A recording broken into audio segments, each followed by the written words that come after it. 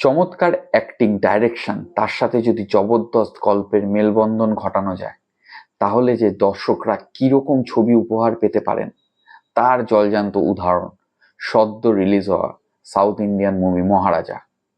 মহারাজা বিজয় সেতুপতির 50তম movie, এবং 50তম movie হিসাবে বিজয় সেতুপতি কেন এই গল্পটাকে বেছে নিলেন, কেন এই মুভিটাকে বেছে নিলেন, তা মহারাজা ইতিমধ্যেই দেখে নিয়েছেন, তারা আন্দাজ করে নিয়েছেন। আর যারা এখনো পর্যন্ত দেখেননি তারা আমার সাথে জুড়ে থাকুন। আরেকটা কথা, মহারাজা কিন্তু ভারতবর্ষের তাবড় স্টোরি টেলারদের জন্য চ্যালেঞ্জ ছুড়ে দিল। কারণ একটা ডাস্টবিনকে ঘিরে যদি এরকম মাপের একটা সাসপেন্স থ্রিলার উপহার দেওয়া যায়, তাহলে ভাবুন একটা পেন নিয়ে হোক, একটা জামা নিয়ে হোক, বা একটা টুপি নিয়ে হোক, যে কোনো জিনিস নিয়ে দর্শকরা কি কি ছবি উপহার পেতে পারেন। হয়তো মহারাজা ভবিষ্যতে নির্দেশক প্রযোজককে এরকম নতুন কিছু সাবজেক্ট নিয়ে ছবি উপহার দেওয়ার জন্য সাহস যোগাবে। নমস্কার বন্ধুরা, আমি Manoj. Welcome to my new channel Cinetox by Manoj, যেখানে টলি থেকে বলি আলোচনা খোলাখুলি। আজ আমি এই ভিডিওর মাধ্যমে আপনাদের সাথে মহারাজা মুভি নিয়ে পরে আলোচনা করব। আশা করি আপনারা ভিডিওটির প্রথম থেকে শেষ পর্যন্ত জুড়ে থাকবেন, এবং আমারও চেষ্টা থাকবে আপনাদেরকে ভিডিওটির প্রথম থেকে শেষ পর্যন্ত জুড়িয়ে রাখার। তো চলুন শুরু করি। মহারাজা কমপ্লিটলি বিজয় সেতুপতির মুভি। এরকম একটা প্রজেক্ট যে কোনো অ্যাক্টরদের কাছে ড্রিম প্রজেক্ট, এবং বিজয় সেতুপতি কিন্তু এরকম একটা প্রজেক্টের মর্যাদা দিতে কোনোখানে খামতি রাখেননি। উনার অভিনয়ের জন্য উনাকে প্রশংসা করতেই হয়। ছবিটির প্রত্যেকটি স্ক্রিন জুড়ে উনি যেভাবে নিজের অভিনয়ের ছাপ ছেড়ে গেলেন তা এক কথা অনবদ্য। অ্যাক্টর ডাইরেক্টর অনুরাগ কাশ্যপ পূর্বেও বিভিন্ন ছবিতে ভিলেনের ভূমিকায় অভিনয় করে দর্শক মনে সাড়া ফেলেছিল।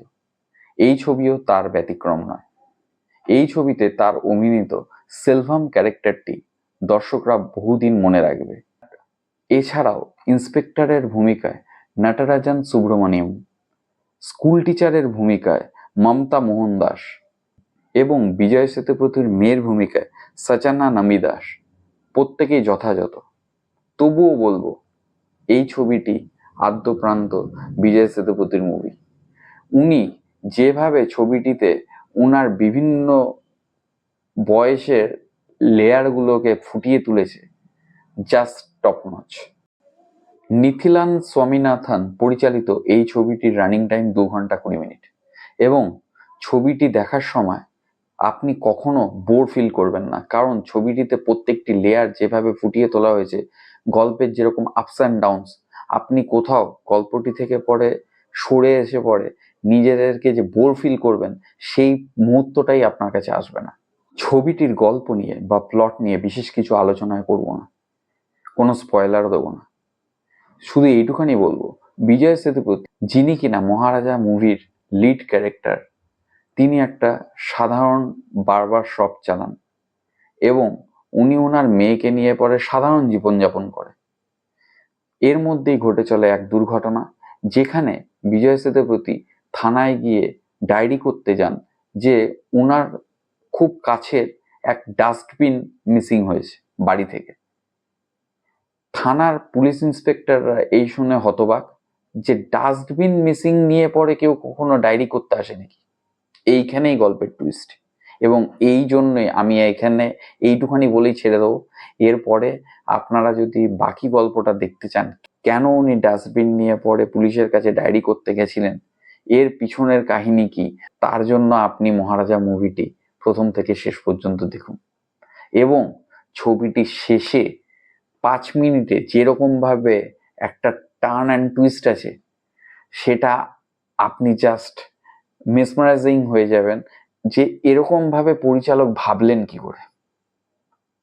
এর জন্য ছবিটি গিয়ে পরে দেখবেন।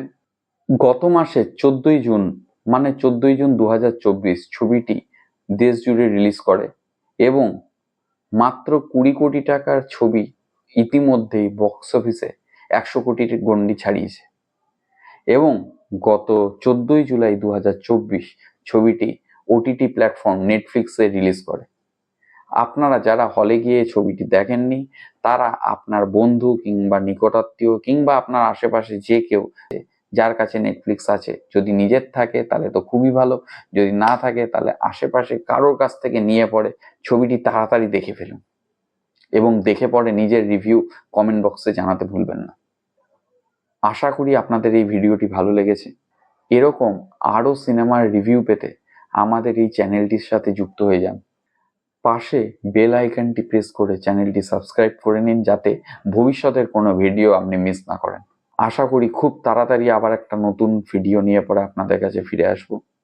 ততক্ষণের জন্য আপনারা ভালো থাকবেন, অন্যদের ভালো রাখবেন। নমস্কার।